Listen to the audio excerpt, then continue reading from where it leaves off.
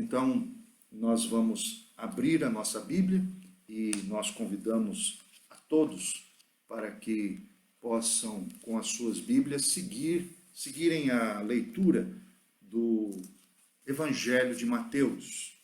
Mateus, capítulo de número 5. Mateus, capítulo 5. Os irmãos sabem que nós estamos a cada domingo fazendo uma exposição no Sermão da Montanha. E, na verdade, até domingo passado, nós estávamos a expor a palavra de Deus, fazer uma exposição em Mateus, no Evangelho de Mateus, capítulo 5, 13 a 16, quando o Senhor está a nos chamar para que sejamos continuamente sal da terra e luz do mundo. Hoje nós vamos continuar a leitura e a meditação e vamos então, desta feita, lermos o mesmo capítulo 5, mas do versículo 17 até o versículo 20. Então, Mateus 5, 17 a 20. Eu vos convido a que esteja seguindo a leitura da Santa Palavra, do Santo Evangelho de nosso Senhor Jesus Cristo. Então vamos nos ater à leitura. Assim diz a Santa Palavra de Deus. Não cuideis que vim destruir a lei ou os profetas. Não vim abrogar, mas cumprir. Porque em verdade vos digo que até que o céu e a terra passem, nem um jota ou um tio se omitirá da lei, sem que tudo seja cumprido. Qualquer, pois, que violar um destes mais pequenos mandamentos, e assim ensinar aos homens, será chamado o menor no reino dos céus. Aquele, porém, que os cumprir e ensinar, será chamado grande no reino dos céus. Porque vos digo que se a vossa justiça não exceder a dos escribas e fariseus, de modo nenhum entrareis no reino dos céus. Então, ouvimos a mensagem do Senhor Jesus, quando nos chama a atenção a respeito desta passagem e o que ela tem a nos ensinar. Vamos pedir ao Espírito Santo que nos ilumine e que a meditação do nosso coração seja agradável ao Senhor. Por isso, há um versículo no Salmo 19, 14, quando nós cantamos que as palavras dos meus lábios e o meditar do meu coração sejam agradáveis na tua presença, ó Senhor. Então, que as nossas palavras e a meditação do nosso coração sejam agradáveis ao Senhor. Irmãos, eu não sei se você já ouviu alguma vez algumas pessoas a dizer a respeito do Antigo e do Novo Testamento, mais ou menos assim. O Antigo Testamento é uma coisa que ficou para trás. É uma escritura antiquíssima, primitiva e não bate, não é consoante com o próprio Novo Testamento. Algumas pessoas querem dizer que o Novo Testamento fala muito mais da graça e o Antigo Testamento fala muito da lei, da obediência de Deus, aquele Deus tirano, não é?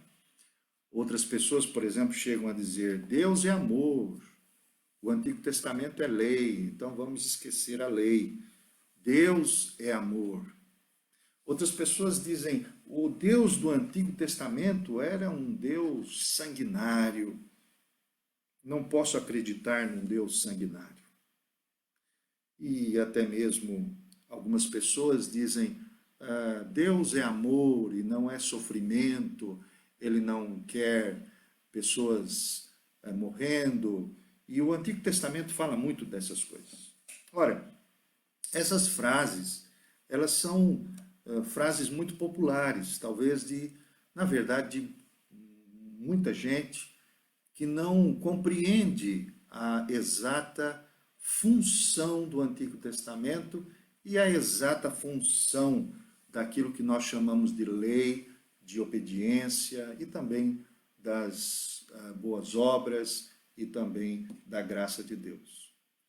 Pois quando nós estamos a entrar neste novo assunto que o nosso Senhor Jesus traz aqui em Mateus, capítulo 5, 17 a 20, depois do Senhor Jesus falar sobre a influência do cristão, quando o Senhor Jesus diz, vós sois o sal da terra, vós sois a luz do mundo, e também depois de falar sobre a natureza do cristão, o verdadeiro caráter daqueles que seguem a Jesus, que são os mansos, que são os limpos de coração, os que buscam com fome e com sede a justiça de Deus, aqueles que estão sob o sofrimento.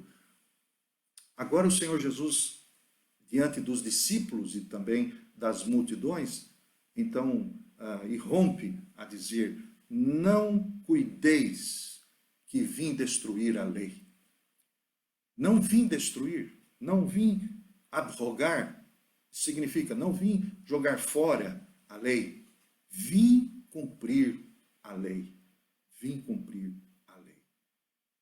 Ora, é muito importante que quando vamos estudar a Bíblia, quando vamos verificar, meditar na revelação de Deus, nós nos permitamos compreender, definir. É muito importante definir as coisas, porque as definições nos ajudam a interpretar corretamente.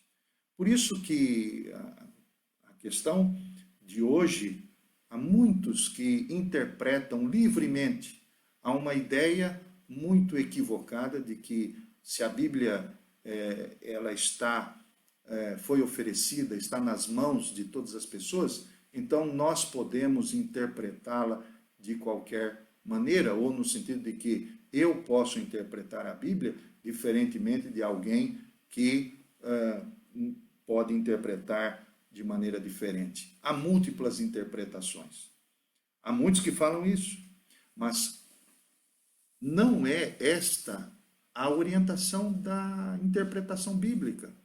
Nós precisamos compreender corretamente a interpretação, o ensino, porque há muitos que, interpretando erroneamente, caem em muitos desvios.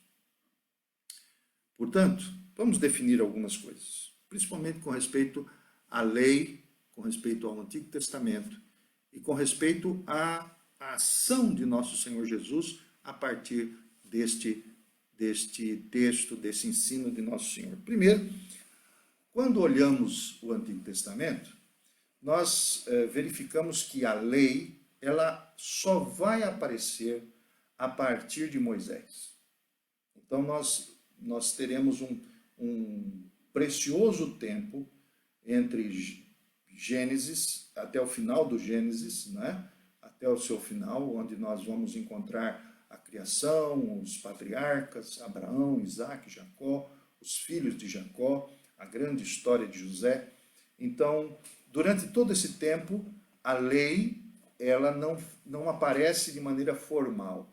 Ela só vai ter um surgimento quando Moisés recebe as tábuas da lei e todas as outras leis para orientar e determinar e constituir a nação de Israel, dos filhos de Israel.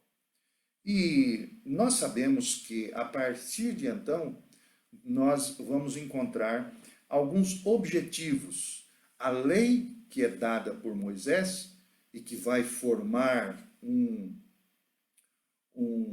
corpo doutrinário, um corpo de ensino, um conteúdo de fé para os israelitas, vai nos mostrar que a lei tem dois objetivos, basicamente. O primeiro objetivo é que a lei tem por função mostrar que todos nós somos incapazes de cumpri-la.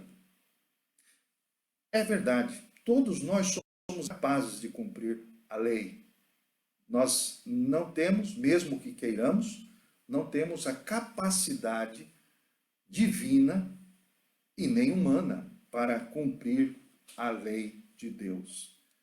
Então, quando nós percebemos Moisés a trazer a lei, as tábuas da lei para Israel, por exemplo, o decálogo, os 10 mandamentos, nós percebemos que, mandamento por mandamento, nós seríamos e somos incapazes, assim como os do Antigo Testamento, de obedecer cada um destes mandamentos.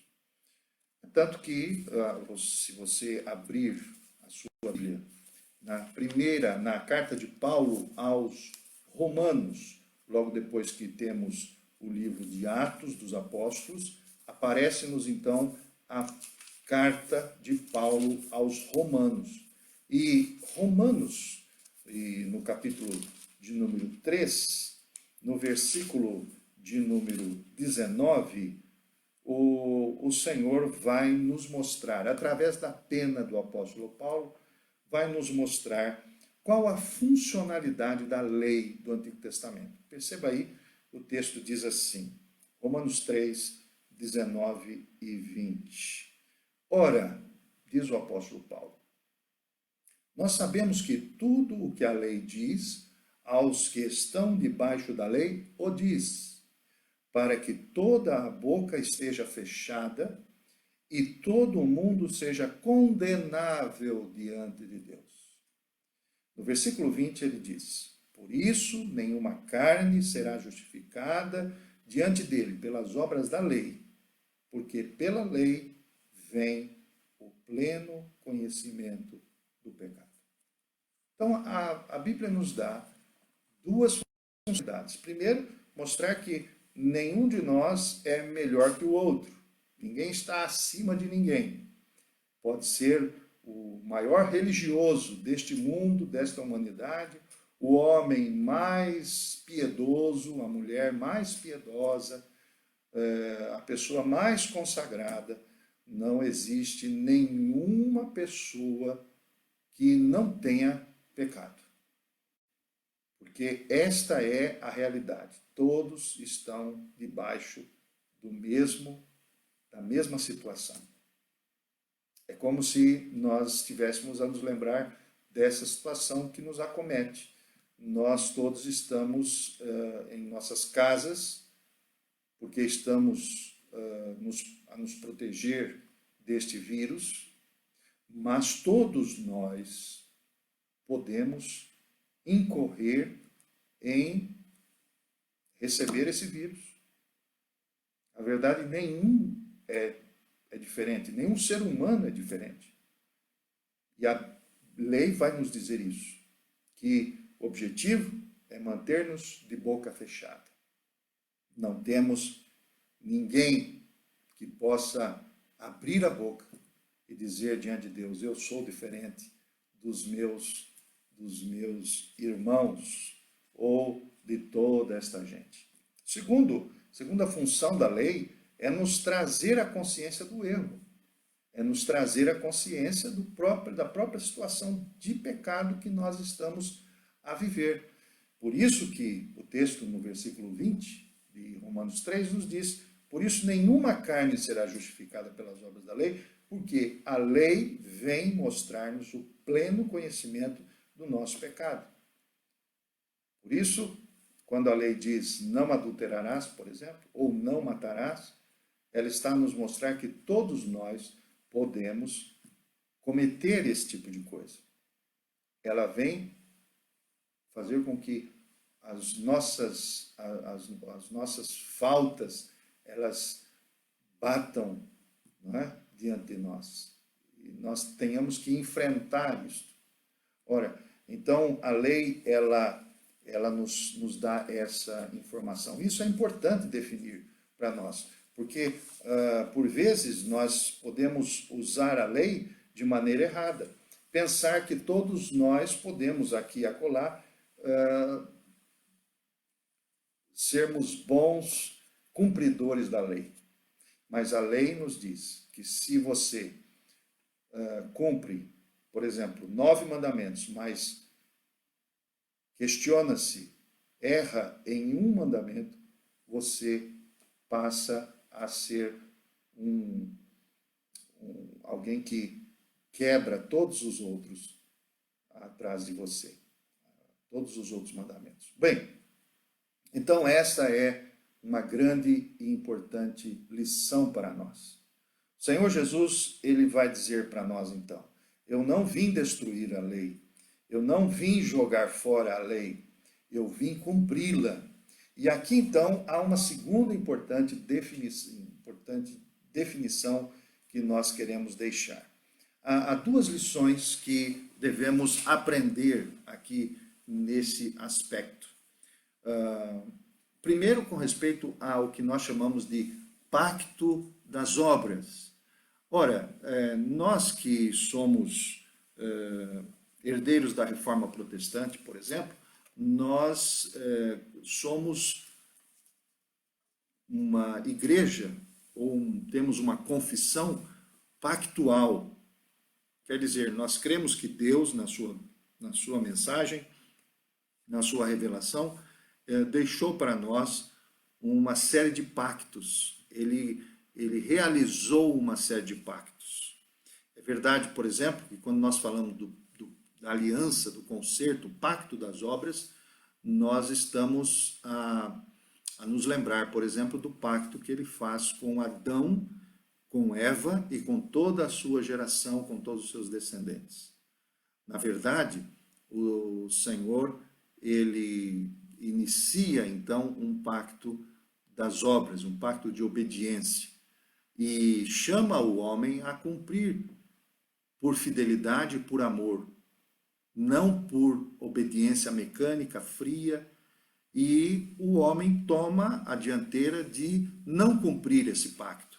Ele faz com que aquele símbolo e aquele teste de obediência que acontece no Jardim do Éden, ele venha a desobedecer a Deus. Desobedecendo a Deus, ele e toda a sua descendência deixam em aberto o pacto das obras. Ora, por isso que Jesus vem e chega a nos dizer que ele não vem jogar fora a lei, ele vem cumprir a lei. E a lei é justamente uma manifestação formal daquilo que é o pacto das obras, que foi feito no passado. E o que faz o Senhor? Ele vem, encarna-se, vive conosco, é obediente como servo, sofredor. Ele, como obediente a Deus, ele passa pelas todas as provações que nós passamos como homem. E não só isso, ele vai cumprir fielmente, obedientemente, toda a sua vida, em toda a sua vida, vai conseguir guardar a lei de facto. Não a lei que é meramente uma lei mecânica, uma lei que está no papel, mas uma lei do coração. Por isso que, ao abrirmos a Bíblia, por exemplo, no Salmo de número 40, como o Salmo 40 é um salmo messiânico que nos fala a respeito do Senhor Jesus e da maneira como ele tratou o seu Pai e como ele se conduziu por nós, no Salmo 40, no versículo 8, a mensagem do Salmo 48 se refere ao Senhor Jesus. Ele diz assim: deleito-me, agrada-me fazer a tua vontade, ó Deus meu, sim, a tua lei está dentro do meu coração. São palavras messiânicas que têm a ver com o próprio Senhor Jesus. O Senhor Jesus diz que o objetivo a comida, a sua comida e a sua bebida era fazer a vontade daquele que o enviou. Ora, então entendemos que Cristo vem e fecha este pacto, o pacto das obras. E não só isso, ele agora abre um novo concerto que o Pai faz com seu Filho e nos abre o pacto da graça. Por isso que nós podemos nos achegar a Deus. Eu não podia chegar a Deus se não fosse por este grande evento, por esta grande bênção. O Espírito Santo nos conduz a entender estas verdades. O Filho vem para cumprir a lei. E nas palavras do apóstolo Paulo, em Filipenses capítulo 2, a partir do versículo 5, ele diz: tende em vós o mesmo sentimento que houve também em Cristo Jesus, o qual, sendo em forma de Deus, não julgou como usurpação o ser igual a Deus, antes esvaziou-se e humilhou-se, encontrado na forma de homem, na figura humana, foi obediente até a morte e morte de cruz. Ele substitui a mim e a você. Ele está entre nós e Deus, o Pai. Ele é, de fato, o único que cumpriu a lei. Por isso que todas as bênçãos, que todas as graças, que todo relacionamento é possível com Deus agora. Porque Cristo, ele completou isso por mim e por você. Cristo se deu por você e por mim. Ele fechou este pacto, o pacto das obras, ele veio cumprir. Por isso que, a partir daí, nós aprendemos algumas lições fundamentais para a nossa vida. Primeiro porque a lei deixou de ser um jugo. A lei deixou de ser um peso, porque esta é também uma função da lei. Quando a lei mostra a mim e a você que eu sou incapaz de cumprir toda esta lei, ela se torna um jugo sobre mim. E há muitos que acreditam que são agradáveis a Deus pelos seus méritos. Há muita gente que faz boas obras, há muitos que estão a viver pensando que é através da sua vida, dos seus méritos, das suas obras, é que eles ganharão o céu. O Senhor já dizia, para Deus é impossível, para os homens é impossível que eles sejam salvos. É impossível que sejamos agradáveis a Deus. E esta é a afirmação de Hebreus, capítulo 11, versículo 6. Sem fé é impossível agradar a Deus. Mas esta fé não é uma fé em algo abstrato, num Deus que não tem nome. Mas esta fé, ela é específica, uma fé no Filho de Deus, uma fé naquele que pôde cumprir a lei. Por isso nós não podemos nos enganar. Por isso que nós precisamos depor o nosso esforço, a nossa tentativa de merecer algo. Porque, na verdade, nós não merecemos absolutamente nada. Nossas justiças são como um trapo de imundícia. Quando pensamos em agradar a Deus, só podemos fazê-lo através daquele que cumpriu a lei por mim e por você. Por isso, há uma segunda lição muito, muito importante para nós também. Quando falamos da lei, o Senhor Jesus vai nos dizer que o objetivo da sua vinda também foi ampliar, aprofundar o que a lei nos traz no seu sentido literal. Algumas pessoas, elas acabam por viver pensando que cumprindo literalmente todos os mandamentos, elas são capazes de serem ouvidas por Deus. O Senhor Jesus vai, quando inicia o Sermão da Montanha, e quando inicia o seu ministério, ele vai chamar a todos a ver a lei como a lei do coração. Que antes de, por exemplo, a lei nos dizer que nós não devemos matar, o Senhor vai dizer que todos vivem e podem viver e a assassinar os seus irmãos, o seu próximo, no seu coração. Então a questão não é apenas uma prática, um ato, mas é uma interiorização que está lá dentro, lá no profundo do nosso ser. E que às vezes podemos ser bons literalistas, mas somos plenamente pecadores com respeito ao nosso coração. Quando você olha para o seu coração, honestamente, sinceramente, você observa a sua fragilidade, as obras que você faz. No fundo, você vai sempre ter um gostinho de vaidade. Sempre vai achar-se melhor, bom. Aqueles que se acham muito bons, mas há outros que se acham bons. E alguns que também se arvoram na sua humildade, não é mesmo? Mas o Senhor vai dizer, a lei não é só a que está escrita, mas a lei, ela nos mostra o pecado que está dentro de nós. Em terceiro lugar, a lei também nos traz uma outra aplicação, uma outra lição.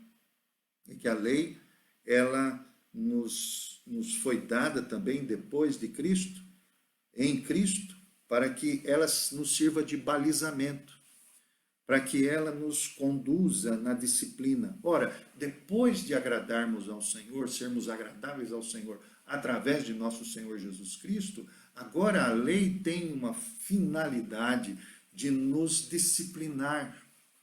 É como que se nós precisássemos realmente de condutores, a fim de que nós não passemos além daquelas marcas que estão colocadas para nós. Isto é o que o Novo Testamento chama de disciplina. O Senhor nos disciplina e nós precisamos de aprender a disciplina do Senhor.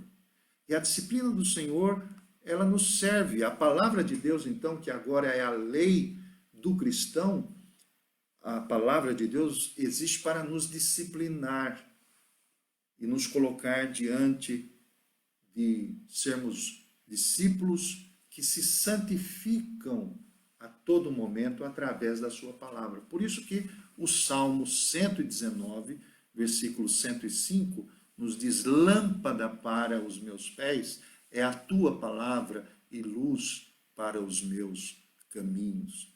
A palavra de Deus, que é a lei do coração, a lei do cristão, ela nos serve como uma luz para os nossos caminhos, uma lâmpada para nos orientar no escuro. Precisamos da lei nesse sentido. E, por fim, no versículo 20, o Senhor Jesus diz assim, porque vos digo que se a vossa justiça não exceder a dos escribas e fariseus, de modo nenhum entrareis no reino dos céus. Ora, o Senhor está a dizer que ser um bom doutor, um PhD, um mestre na lei, não significa que você ou eu vamos participar do reino dos céus se não ultrapassarmos aquela justiça que é própria dessa gente. E naquela época ele usa os títulos, os escribas, os fariseus, que eram homens versados nas Escrituras, que conheciam o Antigo Testamento do início ao fim, de trás para frente. Isso não significa que nós iremos, ou que eles iriam entrar no reino dos céus. Até porque nós não podemos compreender que a lei, ela é o caminho, embora que ela nos fale da justiça ou da justificação, mas o nosso incumprimento destas verdades, desta lei, ela nos coloca todos os dias à realidade. Mas o Senhor Jesus diz que se nós não excedermos, ultrapassarmos essa justiça, que é uma justiça puramente literalista, legalista, nós jamais vamos entrar no reino dos céus. Ora, portanto, nós temos hoje um grande desafio. Qual é o desafio? Primeiro é que precisamos olhar para Cristo, mais uma vez, como aquele que veio cumprir a lei. Ele veio até nós, foi o nosso substituto. Ele nos substituiu, assim como o Cordeiro substituiu o Isaque, o filho de Abraão, naquele dia, naquela hora, quando Abraão foi sacrificar o seu filho, assim como o Cordeiro foi o substituto para Isaque, assim também o Senhor Jesus foi o Cordeiro para a nossa vida. O Senhor cumpriu. E agora então ele diz que o seu jugo é suave. E nós usamos da lei, sim, mas ela não é mais um jugo, um peso. Pelo contrário, ela é um balizamento no qual nós podemos ser conduzidos na nossa santificação. Mas nós precisamos de um verdadeiro encontro com o Senhor Jesus Cristo. Nós precisamos depor o nosso coração, precisamos entregar a Ele, de fato, honestamente, sinceramente. Precisamos entregar as nossas mazelas e termos a consciência definitiva que só Jesus, só Cristo é que pode nos levar ao reino dos céus.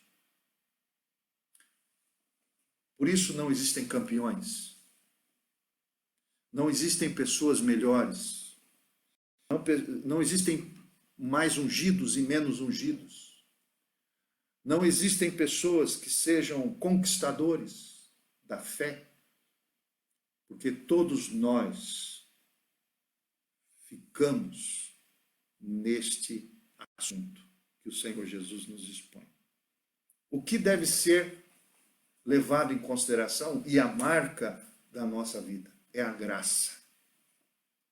Cristo cumpriu, veio até nós, morreu por nós, ressuscitou e agora nos é o representante de todo aquele que crê. Todo aquele que crê. Então, graça. Mas a graça, em último lugar, nessa aplicação, não abre mão da obediência. Nós precisamos aprender a obediência. E quem obedece, então, de facto, pode revelar, manifestar, indiretamente ou naturalmente, que é um filho de Deus. Por isso, olhe para o Novo Testamento da mesma maneira como você olha para o Velho Testamento. E vice-versa. Olhe para o Velho Testamento, porque ali você encontrará verdades que estão latejantes. Latejantes. Quando olhamos para o Antigo Testamento, nós percebemos que o Antigo Testamento, ele traz as verdades que latejam a respeito de Cristo. Quando olhamos o Antigo Testamento, percebemos que o Velho Testamento, ele ilumina o Novo Testamento, e assim vice-versa. Bom, nós estamos a chegar no final desta transmissão. Queremos agradecer a Deus, acima de tudo, porque o Senhor Jesus veio cumprir esta lei impossível para qualquer um de nós, para qualquer homem, qualquer mulher, em toda geração, em toda história. Por isso, a palavra é uma palavra direta para nós. Vamos voltar os nossos olhos ao nosso coração. Provérbios capítulo 4, versículo 23, nos diz: Filho meu, guarda o teu coração, porque do coração procedem as fontes da vida. E precisamos, nesses dias, olhar para dentro de nós. Percebermos o quanto nós somos frágeis, não com o nosso corpo, mas com a nossa alma. Como nós temos uma tendência de nos separar da graça de Deus e olhar as pessoas do mesmo modo como nós deveríamos olhar para nós. Mas geralmente acontece o contrário. Nós olhamos para as pessoas e nós achamos que nós somos melhores que elas. Nós achamos que as pessoas não têm o mesmo nível religioso, espiritual, entre aspas, que nós temos. E este foi o resultado da queda dos fariseus. Esse foi o resultado da queda dos sacerdotes da época de Jesus. Eles achavam que eram melhores. Eles pensavam que eram uma classe especial. Eles tinham certeza que eles estavam liderando o reino de Deus. E o Senhor Jesus diz que se a justiça deles não ultrapassasse e não chegasse além daquilo que está escrito, eles jamais entrariam no reino dos céus. O que você quer?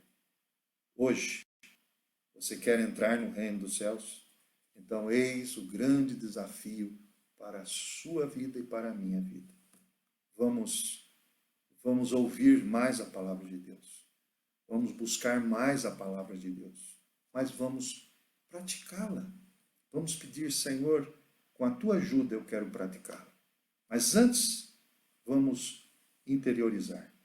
Vamos pedir ao Espírito Santo. Vamos pedir a Jesus Cristo. Pedirmos a Deus, o Pai, que Ele nos revele a sua vontade.